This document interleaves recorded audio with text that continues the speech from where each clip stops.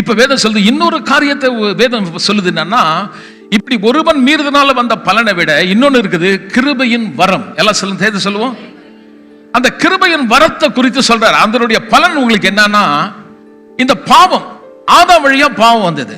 அந்த பாவம் என்னன்னு பாத்தீங்கன்னா, நிறைய பேர் கேட்கறாங்க, பாவம் செய்தாதானே பாவம்ன்றோம். இல்ல, பாவம் உள்ள இருக்குது. சொல்லாமா, கட்டளை நியாயப்பிரமாணம் வர்றதுக்கு முன்னாடியே 13வது வசனம் படிங்க பார்க்கலாம். 5:13. நியாயப்பிரமாணம் கொடுக்கப்படுவதற்கு முன்னும் பாவம், அதாவது சட்டம். நியாயப்பிரமாணம்னா லா, சட்டம். இந்த சட்டம் கொடுக்கறதுக்கு முன்னாடியே பாவம் இருந்துதான். அப்போ நியாயப்பிரமாணம் இப்ப கூட மோசேயின் வழியா கொடுக்கப்பட்டுச்சு, எதை செய்யணும் எதை செய்யக்கூடாது. இப்ப கொலை செய்யாதே அப்படின்னு ஒரு சட்டம் போடுறோம். இப்ப கொலை பண்றாரு, சட்டம் வரல, சட்டமே இல்லை, ஒரு சட்டமே இல்லைன்னு வச்சுங்க, சட்டம் கிடையாது. ஆனா அந்த சட்டம் இல்லாதனால அது பாவமா, அவர் தப்புன்னு நம்ம சொல்ல மாட்டோம், தண்டிக்க முடியாது. அப்படி ஒரு சட்டம் இல்லைன்னா அவரை தண்டிக்க முடியுமா? தண்டிக்க முடியாது.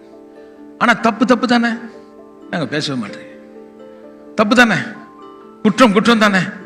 அப்போ ஒருத்தர் விபச்சாரம் பண்றாரு, இன்னொரு மனைவி எடுத்துக்கிறாரு, ஒரு குடும்பத்தை கெடுக்கிறாரு, சட்டம் இல்லைன்னு வச்சுங்க, அது தப்பு இல்லை. ஆனா தப்பு தானே. இன்னும் கிட்ட வரேன்.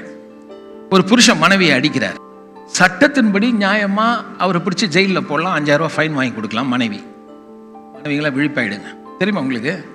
புருஷன் உங்க மேல அடிக்கக்கூடாது, சட்டம் இருக்குது.